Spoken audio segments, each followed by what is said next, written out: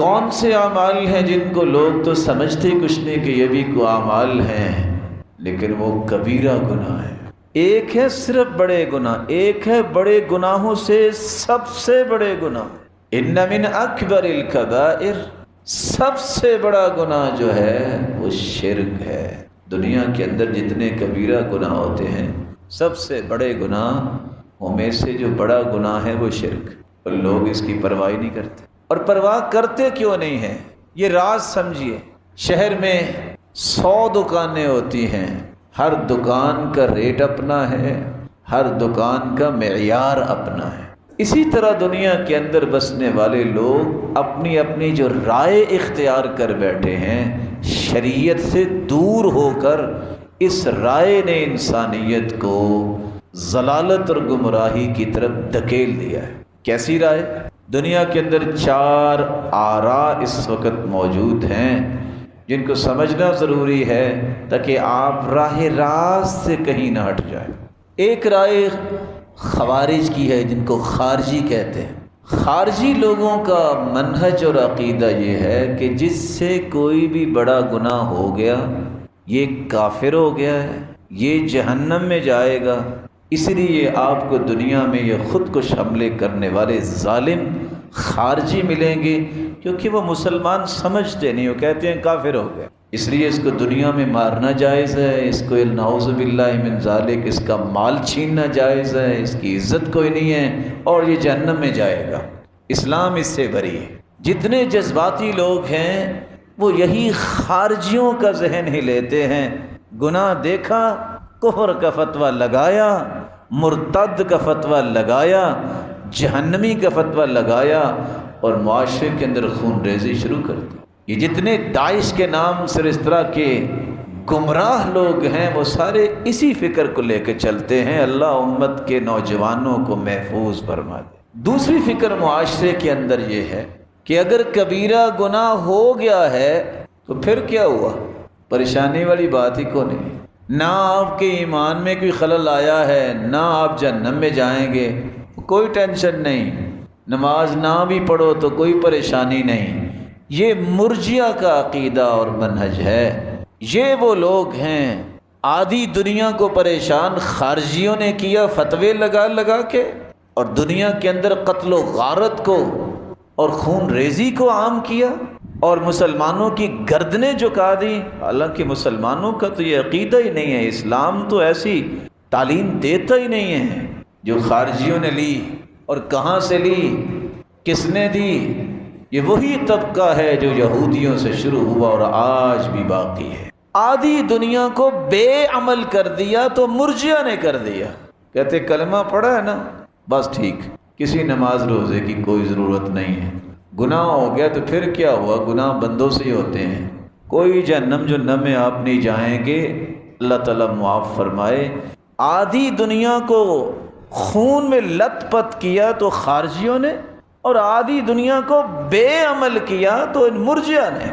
تیسری فکر معتزلہ کی ہے، وہ کہتے ہیں جب انسان سے کبیرہ گناہ ہو جائے نہ وہ کافر ہوتا ہے نہ وہ مومن ہوتا ہے۔ کیا مطلب؟ پھر کیا ہوتا ہے؟ بے وقوف انسانوں، یہ بھی کوئی دنیا کا کوئی فتویٰ ہے کہ نہ تم مومن ہو نہ تم کافر ہو؟ کیا ہو پھر؟ کہتے ہیں ایمان اور کفر کے درمیان تم زندگی گزار رہے ہو، لیکن قیامت کے دن تمہیں جہنم میں جانا ہے۔ بچی کھچی انسانیت کو گمراہی کی راہ انہوں نے دے دی۔ چوتھی فکر وہ ہے جو کتاب و سنت کی فکر ہے، جو اللہ کا حکم ہے، جو اللہ کے رسول نے سمجھا دین اور پھر امت کو سمجھایا کہ کبیرہ گناہ کرنے سے انسان کافر تو نہیں ہوتا لیکن اللہ جلال کی لعنت کا مستحق بھی بنتا ہے، غضب کا بھی۔ لیکن اگر سچی توبہ کر لے اللہ اس کے گناہوں کو معاف کر دیتے ہیں اور قیامت کو وہ جنت میں جائے۔ غور کیجئے ان 4 افکار میں سے کون سا ایسا فکر ہے جو انتہائی پولائٹ فکر ہے، جو قرآن و سنت کا ہے۔ یہ وہ فکر ہے جو اہل حدیث فکر پیش کرتا ہے۔ نہ وہ خارجی بنتے ہیں کہ کسی کے قتل کے فتوے دے، اور نہ وہ چھوٹ دیتے ہیں جو مرضی کر لو پرواہ ہی کوئی نہیں۔ کہتے ہیں اللہ اور اس کے رسول کا دین یہ کہتا ہے، عقیدت اہل سنت والجماع یہ ہے، منہج اور عقیدہ یہ ہے، گناہ جب انسان کا ہوتا ہے اس کا ایمان کم ہو جاتا ہے، کافر نہیں ہوتا، لیکن اگر توبہ کرے گا تو معافی مل جائے گی، قیامت کو بھی اللہ جنت میں لے جائیں گے۔ یہ اس کا فیصلہ ہے، وہ جانتا ہے کہ اس کو کہاں بھیجنا ہے۔ میں اور آپ یہ فیصلہ نہیں دے سکتے کہ یہ جہنمی ہے یہ جنتی ہے، کیونکہ میرے اور آپ کے پاس تو یہ صلاحیت ہی نہیں۔ تو دوسری بات جو آپ نے سمجھی، کبیرہ گناہ کے نتائج کے حوالے سے ان 4 فکروں میں سے آپ چوتھی فکر کو اختیار کریں جو قرآن و حدیث نے دی ہے۔ بناوٹی فکریں ہمیشہ انسانیت کو غلط راہ پہ لے جاتی ہیں۔ اللہ عز و جلال بے عملی سے بھی بچائے اور معاشرے کی خون ریزی سے بھی بچائے، اللہ معاشرے میں امن قائم فرمائے۔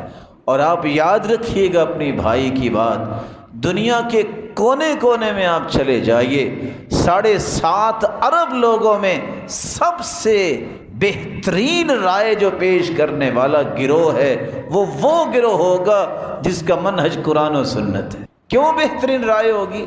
میری اور آپ کی رائے میں جھول آ سکتا ہے، لیکن میری رب کی بات میں کوئی جھول نہیں ہو سکتا۔ پوری دنیا کی بات میں جھول ہو سکتا ہے، لیکن جھول اگر نہیں ہو سکتا تو محمد مصطفیٰ کی بات میں نہیں ہو سکتا۔ اس لیے جو قرآن اور حدیث میں بات آئی ہے اس جیسی بات پوری دنیا بھی اکٹھی ہو جائے نہیں کر سکتی، اس جیسا نظام بھی کوئی نہیں دے سکتا، اس جیسا تجزیہ بھی کوئی نہیں کر سکتا۔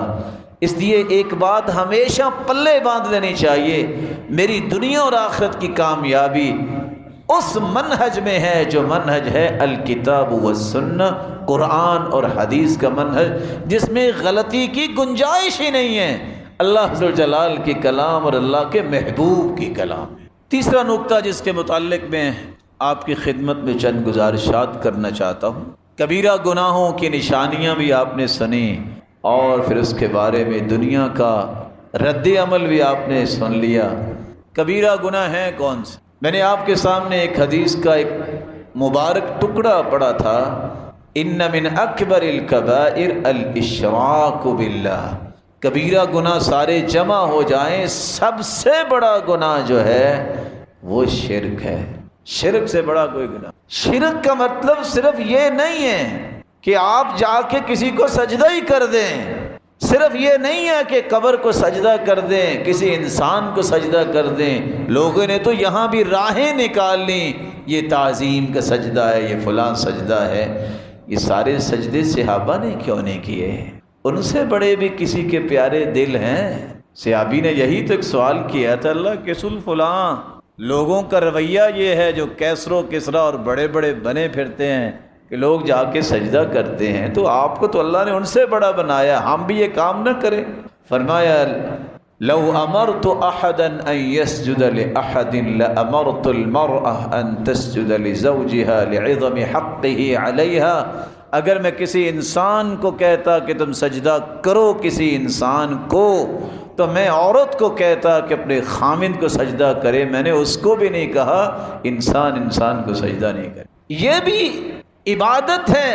جب یہ آیت اتری اتخذوا احبارهم ورهبانهم اربابا من دون اللہ، عیسائی جو ہیں اپنے پادریوں کو اپنا رب بنا لیتے ہیں۔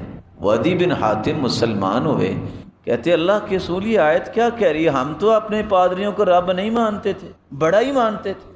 آپ نے ایک سوال کیا، سمجھنے والا ذرا غور کیجئے، ادھی ایک بات تو بتاؤ، اللہ نے جس کے بارے میں کہہ دیا کہ یہ چیز حرام ہے اور آپ کا لوٹ پادری یہ کہتا ہے کہ یہ حلال ہے، تم کیا کہتے تھے؟ کہتے ہم تو حلال ہی کہتے تھے کیونکہ پادری نے کہا ہے۔ کہ اللہ جس چیز کو حلال کہتے اور پادری کہتا نہیں یہ حرام ہے، تم کیا کہتے تھے؟ کہتے ہم تو حرام ہی کہتے تھے۔ فرمایا فَتِلْكَ عِبَادَتُهُمْ، یہی تو ان کی عبادت ہے۔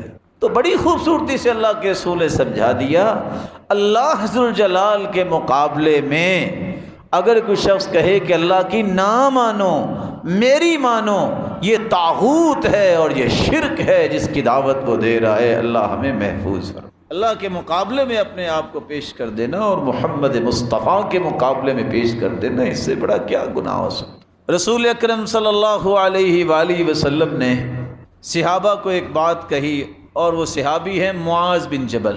معاذ بن جبل کہتے ہیں کہ اللہ کے رسول صلی اللہ علیہ وسلم نے مجھے ایک نصیحت کی۔ یہ روایت صحیح ترغیب کی ہے 570، اور وہ وصیت سننے والی ہے۔ لوگ کہتے ہیں نا کہ فلاں کی وصیت ہے، میں تو اس پہ عمل کرتا ہوں۔ وہ محمد مصطفیٰ سے بڑھ کے بھی کسی کی وصیت ہے؟ وہ ہستی مخلوق میں سے بے مثال ہے، تو اس کی وصیت بھی پھر بے مثال ہے۔ آپ نے وصیت کیا فرمائی؟ 10 چیزوں کی وصیت معاذ بن جبل رضی اللہ تعالیٰ عنہ کو کی۔ پہلی چیز، لا تشرک باللہ شیئا وان قتلت او حرقت۔ معاذ تیرے ٹکڑے کر دیے جائیں، تجھے آگ میں جلا کے راکھ بنا دیا جائے، زندگی کے آخری رمق تک شرک نہ کرنا۔ 2 لفظ ہیں، ٹکڑے کر دیے جائیں اور آگ میں جلا کے راکھ بنا دیا جائے، شرک نہ کر۔ دوسری وصیت، ولا تعقن والدیک۔ معاذ والدین کی نافرمانی نہ کرنا، والدین کی نافرمانی نہ کرنا۔ وَإِنْ أَمَرَاكَ أَن تَخْرُجَ مِنْ أَهْلِكَ وَمَالِكَ، اگر والدین تمہیں کہیں نا یہ مال یہاں رکھو اور چلے جاؤ یہاں سے، تو چلے جانا۔ آج اتنے منچلے جوان ہیں نا، ان کے دماغوں میں جب تھوڑی سی تعلیم آتی ہے تو برکت آنی چاہیے، وہ کیڑا آ جاتا ہے۔ کہتے ہیں ہمارا مستقبل، ہمارا فیوچر، ہمارے بچوں کا فیوچر، اب یہ بوڑھے والدین کی باتیں مانتے رہے، یہ تو ہمارے لیے مصیبت بن گئے۔ اس لیے ہم کہا کرتے ہیں، ہم ایسی کتابوں کو قابل ضبطی سمجھتے ہیں جن کو پڑھ کے بچے باپ اور ماں کو خبتی سمجھتے ہیں۔ یہ تہذیب کے جو گندے انڈے پیدا ہوئے ہیں، جن کو نہ ماں باپ کی شرم و حیا رہی ہے، نہ کسی بڑے کا احترام رہا ہے۔ معاشرے کے سب سے بڑے ناسور یہ لوگ ہیں، جنہوں نے معاشرے کے امن کو تہوالہ کر دیا ہے کہ وہ والدہ جس کے بارے میں ایک شخص اللہ کے رسول کے پاس آ کے کہتا ہے، ایسی لو میں نے اپنی والدہ کو کندھے پہ اٹھا کے حج کیا ہے پیدل، کہ انسان پگھل رہا تھا لیکن میں نے اپنی ماں کو کندھے پہ اٹھا کے حج کیا ہے۔ اللہ کے رسول بتائیں میں نے حق ادا کر دیا؟ آپ نے جواب دیا، وَلَوْ بِزَفْرَةٍ وَاحِدَةٍ، ماں نے جو تیری ولادت اور تیری پرورش میں تکلیفیں اٹھائی ہیں، تم ایک تکلیف کا بھی بدلہ نہیں چکا سکے۔ لیکن یہ باتیں ڈائجسٹ پڑھنے سے تو نہیں آتی ہیں، یہ باتیں تو قرآن و حدیث پڑھنے سے سمجھ آتی ہیں، جس کے قریب نوجوان جانے سے آج کل گریزاں ہیں کہ چھوڑو جی یہ تو مسیطڑوں کی باتیں ہیں، اب ہمیں اپنے فیوچر کو بلڈ کرنا ہے۔ کیا بلڈ کرتے ہیں وہ آپ کے سامنے۔ میرے صحابی، ایک شرک نہ کرنا، ایک والدین کی نافرمانی نہ کرنا۔ تیسری وصیت، وَلَا تَتْرُكَنَّ صَلَاةً مُتَعَمِّدًا، میرے صحابی نماز نہ چھوڑنا۔ دوسری روایت میں آتا ہے، مَن تَرَكَ الصَّلَاةَ مُتَعَمِّدًا فَقَدْ كَفَرَ، جو جان بوجھ کر نماز کو چھوڑ دیتا وہ تو کافر ہو جاتا ہے۔ تیسری وصیت، نماز فرض نہ چھوڑ۔ رسول اکرم صلی اللہ علیہ وآلہ وسلم نے ساتھ یہ بھی فرمایا، صرف کفر کی بات نہیں کی، فرمایا فَقَدْ بَرِئَتْ مِنْهُ ذِمَّةُ اللَّهِ، اللہ اس بندے سے بری ہے جو نماز نہیں پڑھتا۔ اور آپ یہ باتیں سن چکے ہیں کہ بے نماز اگر نماز نہیں پڑھنا مر جاتا ہے، توبہ نہیں کرتا، کہتا ہے ضرورت ہی کو نہیں ہے نماز کی۔ اگر ایسا بندہ فوت ہو جائے تو کتابیں کیا کہتی ہیں بول کے، لا یغسل، اس کو غسل کی ضرورت نہیں، اسے غسل نہ دیا جائے، ولا یکفن، اسے کفن نہ دیا جائے، ولا یصلی علیہ، اس کی نماز جنازہ نہ پڑھی جائے، ولا یدعى له بالمغفرہ، اس کی بخشش کی دعا نہ کی جائے، ولا يدفن فی مقابر المسلمین، اسے مسلمانوں کے قبرستان میں دفنایا نہ جائے، اور اگر اس کی اولاد ہے تو وہ اس کی وارث نہیں بن سکتی۔ لا يرث المسلم الکافر ولا الکافر المسلم، مسلمان کافر کا وارث نہیں بن سکتا، کافر مسلمان کا وارث نہیں بن سکتا۔ تو آپ صلی اللہ علیہ وسلم نے ایک شرک کی وصیت کی کہ یہ نہ کرنا، دوسرا فرض نماز نہ چھوڑنا، تیسرا والدین کی نافرمانی نہ کرنا، اور چوتھی بات وَلَا تَشْرَبَنَّ خَمْرًا، میرے صحابی معاذ زندگی میں شراب نہ پینا۔ کیوں؟ فَإِنَّهُ رَأْسُ كُلِّ فَاحِشَةٍ، یہ ہر فحاشی اور یعنی کی جڑ ہے۔ اور آپ نے یہ بھی فرمایا ام الخبائث، یہ ہر خباثت کی ماں ہے۔ شراب پینے سے نہ احساس یہ رہتا ہے کہ ماں کون ہے میری خالہ کون ہے، بہن کون ہے۔ اسی سیدنا ابوبکر کہا کرتے تھے میں نے اسلام سے پہلے بھی شراب کو ہاتھ نہیں لگایا۔ وَلَا تَشْرَبَنَّ خَمْرًا، شراب نہ پینا۔ اور حدیث کہتی ہے جو شراب پیتا ہے اس کو 40 کوڑے لگاؤ۔ جو ایک گلاس شراب پیتا ہے 40 دن اس کی عبادت قبول نہیں ہوتی۔ اگر اس کے پیٹ میں شراب ہے، مر جاتا ہے، تو یہ ٹھکانہ ہے اس کا جہنم کی طرف۔ رسول اکرم صلی اللہ علیہ وآلہ وسلم نے 5ویں نصیحت کی وَإِيَّاكَ وَالْمَعْصِيَةَ فَإِنَّ بِالْمَعْصِيَةِ حَلَّ سَخَطُ اللَّهِ عَزَّ وَجَلَّ، اللہ کی نافرمانی سے بچنا۔ آپ کو پتہ ہے یہ گناہ ہے، پتہ ہونے کے باوجود اس گناہ پہ جرت نہ کرنا، اس سے اللہ کا غضب تمہارے پاس آئے گا۔ سیدنا معاذ کو چھٹی جو وصیت فرمائی وَإِيَّاكَ وَالْفِرَارَ مِنَ الزَّحْفِ، معاذ اگر کافر اور مسلمانوں کی جنگ ہو، جہاد ہو، بزدل نہ بننا، پیٹھ دکھا کے نہ بھاگنا، ثابت قدمی دکھانا۔ مومن بزدل نہیں ہوتا، بہادر ہوتا ہے۔ 7ویں وصیت اللہ کے رسول نے فرمائی وَإِنْ هَلَكَ النَّاسُ، لوگ سارے مارے بھی جائیں نا تو تم ڈٹے رہنا۔ آپ صلی اللہ علیہ وآلہ وسلم نے یہ بھی فرمایا وَأَنفِقْ عَلَىٰ عِيَالِكَ مِنْ طَوْلِكَ، معاذ میری نصیحت یہ ہے کہ بخیل نہ بننا، جو تیرے پاس مال ہے اپنی بیوی بچوں پہ خرچ کرنا، جوڑنا کس کے لیے؟ گھر کو برباد کر لو اپنی بخیلی اور کنجوسی کی وجہ سے۔ اس سے بڑا بھی کوئی ناکام انسان ہے کہ وہ چند ٹکوں کے پیچھے جو ہے وہ اپنا گھر اجاڑ لے۔ سچ کہا تھا سلیمان علیہ السلام نے المؤمن والمؤمنہ، مومن اور مومنہ کی شان یہ ہے تبنی بیتہا ویبنی بیتہ، مومن ہمیشہ اپنے گھر کو بنانے اور مضبوط کرنے کے چکر میں رہتا ہے، والمنافق یہدم بیتہ وتہدم بیتہا، منافق مرد اور عورت اپنے گھر کو توڑنے کے چکر میں رہتا ہے، اس کو ٹوٹنے کی پرواہ کو نہیں، ٹوٹتا ہے تو ٹوٹ جائے۔ ایمان اس کا تقاضا نہیں کرتا، ایمان تو کہتا ہے گھر کو جوڑو، کامیاب زندگی گزارو، اللہ کو راضی کرو، شیطان کو راضی نہ۔ آپ صلی اللہ علیہ وسلم نے یہ بھی فرمایا آخری بات وَلَا تَرْفَعْ عَنْهُمْ عَصَاكَ أَدَبًا وَأَخِفْهُمْ فِي اللَّهِ، گھر والوں کی تربیت تیرے ذمے ہے، کوڑا کبھی رکھنا نہیں ہے۔ دوسری روایت میں آتا ہے عَلِّقْ صَوْتَكْ حَيْثُ يَرَى، ہو اہلو وہاں کوڑا لٹکاؤ جہاں گھر والے دیکھتے رہیں، یہ روب تمہارا ہونا چاہیے کہ برائی کریں گے تو کوڑا پڑے گا۔ یہی وجہ ہے کہ جب سے ان باتوں کو تشدد کہا جانے لگا اس وقت سے استاد نہر میں الٹا لٹکا نظر آتا ہے، اور ظالم تلمیذ جو ہیں شاگرد ان کو پرواہ نہیں ہوتی۔ جب سے ان باتوں کو کہا یہ تو اخلاقیات کے خلاف ہیں، جاہلوں نے کہنا شروع کیا، نتیجتاً باپ بھی بات کرتا ڈرتا ہے، ماں روتی تو ہے لیکن کچھ کہہ نہیں سکتی کہ بچہ آگے سے تھپڑ مارے گا اور جو چاہے کرے گا۔ یہ شریعت کا مزاج نہیں۔ شریعت تو کہتی ہے لا یقاد الوالد بولدی، باپ اگر بچے کو قتل کر دے اس سے قصاص نہیں لیا جائے گا۔ سبب کیا ہے؟ باپ بیٹے کو قتل کرتا ہی نہیں ہے، یہ ظالم اولادیں ہی ہوتی ہیں جو والدین کو مارتی ہیں، جان چھوٹے اور ہم وراثت کے مالک بنے۔ شریعت نے تو یہ کہہ دی وَأَخِفْهُمْ فِي اللَّهِ، بیوی بچوں کو اگر ڈرانا ہے تو اللہ سے ڈراؤ۔ ڈرانے کا یہ نہیں ہے کہ اگر تم فلاں کے گھر میں چلی گئی نا اپنی بہن کے، اور فلاں اپنی ماں اور باپ کے بھائی کے، تو تمہیں طلاق ہے۔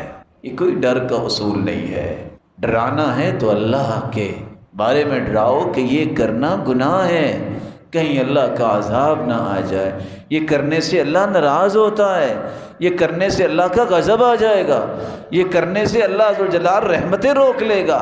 وَأَخِفْهُمْ فِي اللَّهِ، اللہ کے بارے میں گھر والوں کو ڈراؤ۔ اللہ ذوالجلال ان 10 نصیحتوں کو سمجھنے اور اس کے مطابق عمل کرنے کی توفیق عطا فرمائے۔ تو کبیرہ گناہوں میں سب سے بڑا گناہ شرک ہے، اور آپ نے نصیحت بھی سن لی۔ رسول اکرم صلی اللہ علیہ وآلہ وسلم نے ساتھ یہ بھی فرمایا الاشراک باللہ والعقوق، والدین کی نافرمانی کرنا یہ بھی بہت بڑا گناہ ہے۔ والیمین الخموس، جھوٹی گواہی دینا بہت بڑا گناہ ہے۔ آج اگر پاکستان کی سروے رپورٹ پیش کی جائے، کتنے لاکھ لوگ جو ہیں وہ روزانہ عدالتوں کی طرف رجوع کرتے ہیں، جزائے خیر دے اللہ تعالیٰ، بیچارے جو بیٹھے ہوتے ہیں ہمارے محترم اور مکرم، جو ان جھوٹوں کا سامنا بھی کرتے ہیں اور آخر انہیں پھر کچھ فیصلہ بھی دینا پڑتا ہے۔ جھوٹی گواہیاں، ایفیڈیوٹ پیش کرنا، حدیث کہتی ہے یمین الغموس کی بات اللہ کے رسول ٹیک لگا کے بیٹھے تھے اور بار بار آپ کہتے، پھر آپ سیدھے ہو کے بیٹھ گئے۔ اور دوسری روایت میں آتے صحابہ پریشان ہو گئے کہ کس کی بات کر رہے، اتنا بڑا گناہ ہے۔ آپ نے فرمایا تدع الدیار بلاقع، جو جھوٹی گواہی دیتا ہے اللہ اس کے گھر کو برباد کر دیتا۔ تو شرک اور والدین کی نافرمانی کے بعد جھوٹی گواہی بہت بڑا گناہ ہے۔ چوتھا جو بڑا گناہ ہے، کبیرہ گناہ، جس کو آج لوگ محسوس ہی نہیں کرتے، وہ ہے اللہ کی رحمت سے مایوس ہونا۔ اللہ کی رحمت سے مایوس کون ہوتا ہے؟ تین قسم کے لوگ۔ وَمَن يَقْنَطُ مِن رَحْمَةِ رَبِّهِ إِلَّا الضَّالُّونَ، یہ گمراہ لوگوں کی نشانی ہے۔ کون لوگ مایوس ہوتے ہیں؟ ان من الکبائر الیأس من روح اللہ، کبیرہ گناہ کرنے والے مایوس ہوتے ہیں۔ تیسری بات، انہ لا ییأس من روح اللہ الا القوم الکافرون، اللہ کی رحمت سے نا امید کافر ہوتے ہیں، مسلمان نہیں ہوتے ہیں۔ اور اس کو ہم گناہ ہی نہیں سمجھتے، اس کو گناہ ہی نہیں سمجھتے، کبیرہ گناہ ہے۔ اس لیے مسلمان کو یہ جاننا چاہیے کہ یہ کوئی چھوٹا گناہ نہیں ہے کہ مایوس ہو کے اپنی زندگی کو برباد کر لینا، اور مایوس ہو کے انسان جو ہے بسا اوقات اپنی جان کو ہی ختم کر لیتا ہے، خودکشی سوسائڈ کر لیتا ہے۔ اس لیے اگر آپ تھوڑا سا غور کریں، جس کے اندر ایمان ہے وہ کبھی خودکشی نہیں کرے گا، تمنا بھی نہیں کرے، کیونکہ شریعت نے خودکشی کی اور موت کی تمنا سے بھی روکا ہے۔ سوسائڈ کرتا ہے کینیڈین، جاپنیز، امریکن، اٹالین، سب کچھ ہے، دل میں سکون نہیں ہے۔ یہ سکون تو ایمان سے آتا ہے، اللہ کے ذکر سے آتا ہے، قرآن سے آتا ہے، عبادت سے آتا ہے، ان کو کیسے سکون ملے؟ قل یا عبادی الذین اسرفوا علی انفسہم لا تقنطوا من رحمت اللہ ان اللہ یغفر الذنوب جمیعا۔ میرے بندو جو گناہ کر بیٹھے ہو مایوس نہ، تمہارا رب ہر گناہ کو معاف کرنے بے قادر ہے۔ ایک بوڑھا انسان ٹیکتے ٹیکتے آیا اور آ کے کہتے اللہ کے سن میری بھی معافی ہو سکتی ہے۔ کہا کیا ہوا؟ کہتے ما ترکت حاجتا ولا داجہ، نہ میں نے کوئی چھوٹا گناہ چھوڑا ہے نہ بڑا گناہ چھوڑا ہے۔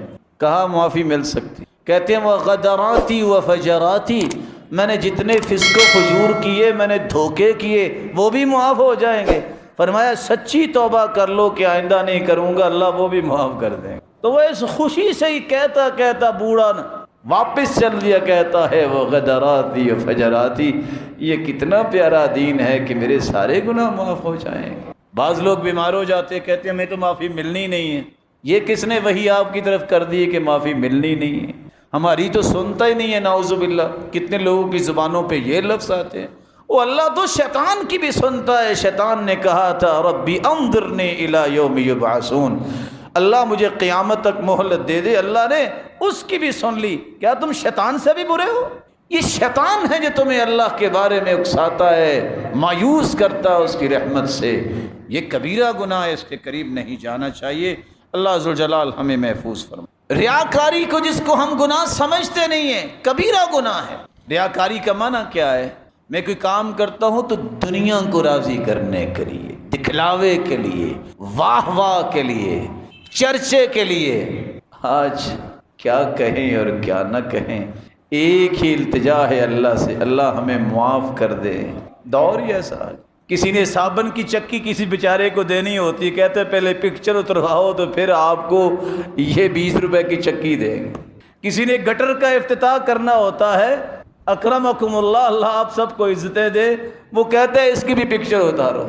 اور کتنے اللہ کے گھر میں کھڑے ہوتے ہیں اور ساتھی کو کہتے ہیں پکچر اتارو، خود ہاتھ اٹھاتے، دعا نہیں مانگ رہے ہوتے۔ کذاب، جھوٹے انسان، لوگوں کو دکھانے کے لیے کہ میں بیت اللہ میں دعا کر رہا ہوں۔ تمہارا رب تو دیکھ رہا ہے نا، تم دعا نہیں کر لے، پکچر کے لیے ہاتھ اٹھائے، کچھ تو اللہ کا خوف کر لو، اس سے بڑی جگہ تو کوئی نہیں ہے۔ وہ بیت اللہ کا طواف کرتے، ایک شخص جو ہے وہ ایک چلتے چلتے ساتھ لگا تو عورت نے آگے سے شعر پڑھ کے کہے، ساری زندگی کے گناہوں کو دھونے کے لیے تو یہاں آئے، تم یہاں آ کے بھی گناہ کی اگر نیت کرو گے تو دھلانے کے لیے کہاں جاؤ گے، اور جگہ کون سی؟ رسول اکرم صلی اللہ علیہ وسلم نے فرمایا، جو دنیا میں اس لیے نمازیں پڑھتا ہے کہ لوگ راضی ہوں، لوگ جو ہے ان میں چرچا ہو، اللہ قیامت کو اپنی مبارک پنڈلی سے نور کے پردے ہٹائیں گے، سارے مومن اور مومنہ عورتیں سجدے میں چلی جائیں گی، رہ جائیں گے تو ریاکار رہ جائیں گے، یہ جھکنا تو چاہیں گے لیکن جھک نہیں پائیں گے، فَيَعُودُ ظَهْرُهُ طَبَقًا وَاحِدًا، ان کی کمر تخت بن جائے گی، خر علی قفا، گدی کے بل گر جائیں گے، پچھلی طرف گر جائیں گے، سجدہ نہیں کر پائیں گے، پوری کائنات کے سامنے یہ ذلت۔ اللہم انی اعوذ بک ان اشرک بک شیئا وانا اعلم واستغفرک لما لا اعلم، یہ دعا پڑھا کریں تاکہ اللہ ریاکاری سے بچائے۔ اللہم اجعل عملی کلہ خالصا واجعلہ لوجہک اللہم اجعل عملی کلہ صالحا واجعلہ لوجہک خالصا ولا تجعل فیہ احد نصیبا۔ سیدنا عمر یہ دعا پڑھا کرتے تھے، یا اللہ میرا ہر عمل نیک بنا اور اپنے لیے خاص فرما، کسی کا اس میں حصہ نہ رکھ۔ رسول اکرم صلی اللہ علیہ وآلہ وسلم نے ایک چھٹے گناہ کے متعلق بھی فرمایا، یہ بھی کبیرہ گناہ ہے اور اس کے بارے میں اکثر آپ سنتے رہتے ہیں، جس کو سود کہتے ہیں، آج دیہاتوں میں بیاج اس کو کہہ دیا جاتا ہے۔ یہ سود اور بیاج کا کام کرنا کبیرہ گناہ ہے۔ درہم و ربا اشد من 36 زنیہ، 36 مرتبہ بدکاری کرنے کا جتنا گناہ ہے اس سے زیادہ گناہ ایک درہم سود کھانے کا گناہ ہے۔ لعن اللہ آکل الربا وموکلہ وشاہدی وکاتبہ، لعنت سود کھانے والے پر بھی، کھلانے والے پر بھی، گواہ ایز اے وٹنس جو پیش ہوتا ہے، ایک دو لوگ، اور ڈرافٹنگ کرنے والا، کتابت کرنے والا۔ دوسری روایت میں آتا ہے وہ ہم فیہ سوا، اللہ کی لعنت میں یہ چاروں ہی برابر ہیں، کھانے والا اور کھلانے والا اور لکھنے والا جو کانٹریکٹ سائن کرتا کرواتا ہے، یہ گناہ میں سارے برابر ہیں۔ اگر کسی کو پتا ہے یہ سود ہے تو ایک درہم جو ہے وہ 36 مرتبہ زنا کرنے سے زیادہ اس کا گناہ ہے۔ اور دوسری روایت نے تو حد ہی مکا دی، اور کیا کہہ دیا، 72 گناہ ہیں سود کے، ادناہا اتیان الرجل امہ، سب سے گھٹیا گناہ اتنا ہے کہ کوئی اپنی والدہ سے زنا کرتا۔ اور آج یہ شعور ختم ہو گیا۔ غریب مسکین دیہاتوں میں رہنے والے علاج معالجے کے لیے کاش کہ ہم خود بندوبست کریں ان کا، وہ بیچارے چند ٹکے چودھریوں سے لیتے ہیں تو بیاج پہ لیتے ہیں، ساری ساری زندگی بیچارے وہ اپنے آپ کو مارتے رہتے ہیں، ان کے قرضے نہیں اترتے۔ اور یہ ظالم خون چوسنے والا، اس کو یہ اندازہ نہیں ہے کہ اس کا گناہ کتنا ہے اور کل قیامت اس کی سزا کتنی ہے۔ اللہ کے رسول صلی اللہ علیہ وآلہ وسلم نے ایک چھٹا گناہ بھی بیان کیا ہے، اور وہ گناہ کیا ہے؟ تکبر کرنا۔ ہم اس کو بھی کوئی معمولی شے سمجھتے ہیں، کبیرہ گناہ۔ تکبر ہے کیا؟ مہنگا سوٹ پہننا تکبر نہیں ہے، خوبصورت جوتی پہننا تکبر نہیں ہے۔ صحیح مسلم کی روایت، اللہ کے رسول نے فرمایا جس کے دل میں تکبر ہے جنت میں نہیں جائے گا۔ صحابہ پریشان ہو گئے، کہا اللہ کے رسول ہر بندہ چاہتا ہے اس کا لباس اچھا ہو، جوتا اچھا ہو۔ فرمایا ان اللہ جمیل یحب الجمال، اللہ خوب جمیل ہیں اور جمال کو پسند کرتے ہیں۔ اچھا لباس اور اچھی جوتی تکبر نہیں، تکبر یہ ہے بطر الحق وغمط الناس، حق بات کو ٹھکرا دینا اور لوگوں کو اپنے سے حقیر سمجھنا، یہ تکبر ہے۔ اور آج دیکھ لے، سوال ہی پیدا نہیں ہوتا، کسی ڈیرے میں جائے تو کوئی کام کرنے والوں کرسی پہ بیٹھ جائے اور نہیں نیچے بیٹھو، تکبر نہیں تو کیا ہے؟ کیا ہے یہ؟ بطر الحق، قرآن کی بات آ جائے، اللہ کے رسول کی بات آ جائے، پھر میں اور آپ اپنی مرضی کریں، یہ تکبر نہیں تو کیا ہے؟ ہم نے ٹھکرایا، میں نہیں مانتا اس کو۔ اللہ ایسے الفاظ سے بھی ہمیں محفوظ رکھے۔ حدیث میں آتا ہے جتنے تکبر کرنے والے ہیں، یحشر المتکبرون یوم القیامت کامثال الزر، اللہ چیونٹیاں ان کو بنائیں گے قیامت کے دن، پوری کائنات ان کو راندتی گزرے گی۔ جتنے تکبر کرنے والے ہیں، بازو کھول کے چلنے والے ہیں، حدیث میں آتا ہے اذا مشت امتی مطیطا، میری امت کے لوگ جب بازو کھول کھول کے چلیں گے اکڑ کے، اللہ ایسی قوم پہ پھر عذاب کیا دیں گے، نیک لوگوں پہ برے لوگ مسلط کر دیے جائیں گے۔ اللہ ہمیں محفوظ۔ ظلم و زیادتی کرنا بھی کبیرہ گناہ ہے، ان میں قتل و غارت تک بات پہنچ جاتی ہے، آج کسی کی جان کی کوئی قیمت نہیں رہی۔ اور ایک ہی حدیث میں سناؤں گا، لو ان اہل السماوات والارضین اشترکوا فی دم واحد لاکبہم اللہ فی النار، کسی مسلمان کا قتل اتنا بڑا گناہ ہے، ساتوں زمینیں اور ساتوں آسمانوں کی مخلوقات، 14 کے 14 طبق اگر کسی ایک مسلمان کے قتل میں شریک ہو جائیں تو اللہ قیامت کے دن 14 کے 14 طبق جہنم میں ڈال دیں۔ اس لیے میں آپ سے گزارش کروں گا، زندگی میں کسی کو قتل کرنے کا ارادہ نہ کرنا، کسی کو قتل نہ کرنا۔ دیکھو کتنا اسلام پیارا ہے، اسلام کہتا ہے جو کسی مسلمان کو قتل کرتا ہے 14 طبق جہنم میں جائیں گے، لیکن آج ان ظالموں سے، کافروں سے متاثر ہو کر مسلمان بھی کہنا شروع ہو گئے کہ مسلمان دہشت گرد ہیں۔ مسلمان دہشت گرد نہیں ہیں، اور نہ دہشت گرد مسلمان ہیں، دہشت گرد ہے تو کافر ہے، یہودی ہے اور عیسائی ہیں۔ یہ ایسی بات نہیں میں کر رہا۔ آپ جانتے ہیں ہٹلر کون تھا؟ مسلمان تھا۔ اس عیسائی نے جو کچھ کیا، آپ سوچئے کہ آج تک میڈیا نے اس کو کہا یہ دہشت، کتنے لوگوں کو قتل کیا۔ جوزف اسٹالن کو دیکھیے، یہ مسلمان تھا، 20 ملین انسانوں کو قتل کرنے والا یہ شخص، کسی نے آج تک کہا کہ یہ دہشت گرد ہے؟ سوچنے کی بات ہے۔ ماؤ زے تنگ کے بارے میں نام سنا ہوگا، جس شخص نے انسانوں کو بھوکا مروا دیا، آج تک کسی نے اس کو دہشت گرد نہیں کہا، یہ مسلمان تو نہیں تھا۔ 4 لاکھ انسانوں کی گردنیں اڑانے والا مسولنی کافر تھا، یہودی تھا، کسی نے کہا یہ دہشت گرد ہے؟ یہ مسلمان تھا؟ کبھی اپنی تاریخ بھی پڑھا کرو، مسلمان دہشت گرد نہیں ہو سکتا، بری ہے مسلمان دہشت گردی سے، اور دہشت گردی مسلمانوں سے دور ہے۔ اور اللہ کے رسول صلی اللہ علیہ وسلم نے یہ سبق دیا ہی نہیں ہے کہ تم کسی کی جان کے پیاسے بن جاؤ، یہ تو جانوں کے محافظ ہوتے ہیں۔ اور جہاد بھی فرض ہوا تھا تو اس لیے مظلوم کی مدد کرنے کے لیے، یہی تو بات سمجھ نہیں کسی کو آتی۔ یہ شوکا کون تھا جس نے جنگ میں 1 لاکھ مسلمانوں کو مروا دیا؟ یہ مسلمان تھا؟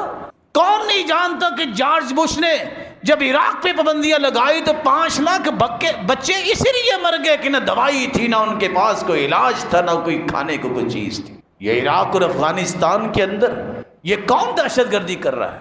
یہ فلسطین کے اندر کون ہے جو دہشت گردی کر رہا ہے؟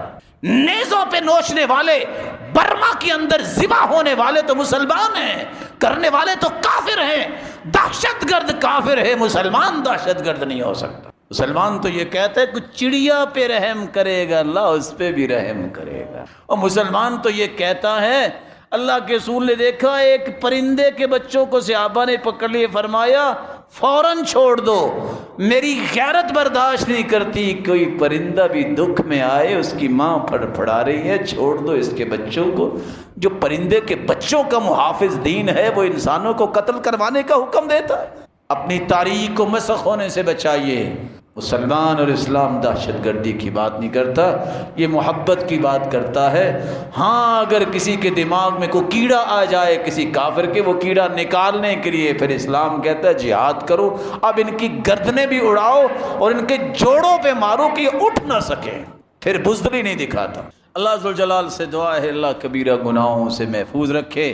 جھوٹ بولنا، بہتان بازی کرنا، گالی گلوچ کرنا اور بدگمانی کرنا اور پانی کسی کو دینے سے انکار کر دینا، گھر میں پانی ہے کو لینے آئے نہ دو، باہر کو نل لگایا ہوا ہے تو وہاں سے پانی نہ لینے دو، یہ بھی کبیرہ گناہ ہے۔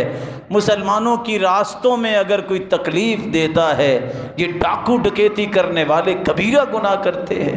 راستے کو خراب کرنا جس سے کہ مسلمان کے گزرنے کے لیے مسائل پیدا ہو جائے، حدیث میں آتی ہے جو مسلمانوں کو راستوں میں تکلیف دیتا ہے فقد وجبت علیہم لعنتہم، ان پہ لعنت واجب ہو جاتی ہے۔ یتیموں کے ساتھ برا سلوک کرنا اور اسی طرح لوگوں کی انٹرٹینمنٹ کے لیے جھوٹ بولنا، جس کو آج اسٹیج ڈرامے کا نام دے دیا گیا ہے، یہ سب کبیرہ گناہ ہیں۔ وَيْلٌ لِّلَّذِي يُحَدِّثُ بِالْحَدِيثِ فَيَكْذِبُ لِيُضْحِكَ بِهِ الْقَوْمُ وَيْلٌ لَّهُ وَيْلٌ لَّهُ۔ ہلاکت ہے اس شخص کے لیے جو جھوٹ اس لیے بولتا ہے کہ لوگ ہنسے، ان کو انٹرٹینمنٹ ملے، اس کے لیے ویل ہے۔ اگر روایت پہ غور کیا جائے تو جہنم میں کافر پھینکا جائے گا، 40 سال کے بعد جہاں پہنچے گا اس وادی کا نام ویل۔ اللہ ذو الجلال ہر کبیرہ گناہ سے ہمیں محفوظ فرمائے۔ وآخر دعوانا الحمد للہ علی احسانہ وکلہ علی توفیقہ وامتنانہ، اما بعد۔ آخری نکتہ، اگر کسی سے یہ گناہوں میں سے کوئی گناہ ہو جائے تو کیا کرے؟ رسول اکرم صلی اللہ علیہ وآلہ وسلم کا فرمان سن لے۔ اللہ کے رسول صلی اللہ علیہ وآلہ وسلم نے فرمایا جب کسی بندے سے کوئی گناہ ہو جاتا ہے، ان عبدا اصاب ذنبا، اور یہ بھی فرمایا اذنب ذنبا، جب کسی بندے سے گناہ ہو جائے وہ خوبصورت وضو کرے، من توضأ فاحسن الوضوء، دوسری روایت کے الفاظ ہیں خوبصورت وضو کرتا ہے، ثم صلی رکعتین، پھر 2 رکعتیں پڑھتا ہے، لا یسہو فیہما، اور دوسری روایت میں آتا ہے لا یحدث فیہما، ان 2 رکعتوں میں کوئی خیال اسے نہیں آنا چاہیے، اللہ کی طرف متوجہ ہو۔ اچھا وضو، 2 رکعتیں، ان میں کی اور سوچ نہیں ہونی چاہیے۔ رکعتیں پڑھنے کے بعد ایک چوتھا کام، ہاتھ اٹھا لے اور کہہ دے ربی اذنبت، اللہ مجھ سے گناہ ہو گیا، اللہ میں اعتراف کرتا ہوں۔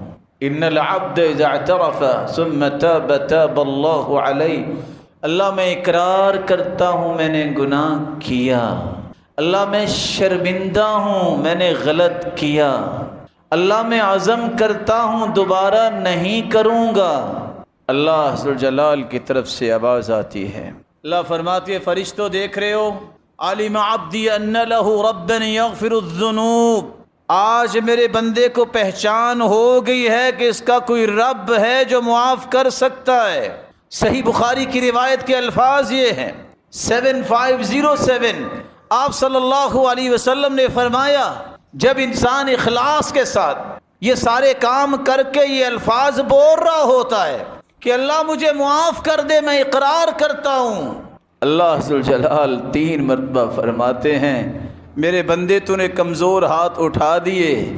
حدیث کے الفاظ ان ربکم حیی کریم یستحیی من عبدہ اذا رفع یدیہ الیہ ان یردہما صفرا خائبتین، تم آ گئے ہاتھ اٹھا کے 2 رکعتیں پڑھ کے اچھا وضو کرنے کے بعد کوئی سوچ نہیں سوچی، کہہ دیا کہ میں معترف ہوں، مقر ہوں، اقراری ہوں، آئندہ سے نہیں کروں گا، شرمندہ ہوں، ہاتھ تیرے اٹھے ہیں۔ اللہ کے رسول فرماتے ہیں حیا اللہ کو آتی ہے، میں اپنے بندے کے ہاتھوں کو کیسے واپس لوٹا دوں، اس لیے 3 مرتبہ فرمایا غفرت لعبدی، میرے بندے جاؤ تمہیں میں نے معاف کیا، جاؤ تمہیں میں نے معاف کیا، میں نے تمہیں معاف کیا۔ اللہ ہم سب کو معاف فرمائے، اللہ صغیرہ اور کبیرہ گناہوں سے بچائے، اور انسان بہت کمزور ہے، چاہتے نہ چاہتے جو گناہ ہوتے ہیں اللہ انہیں معاف فرما دے، اپنی رحمت میں سب کو لپیٹ لے۔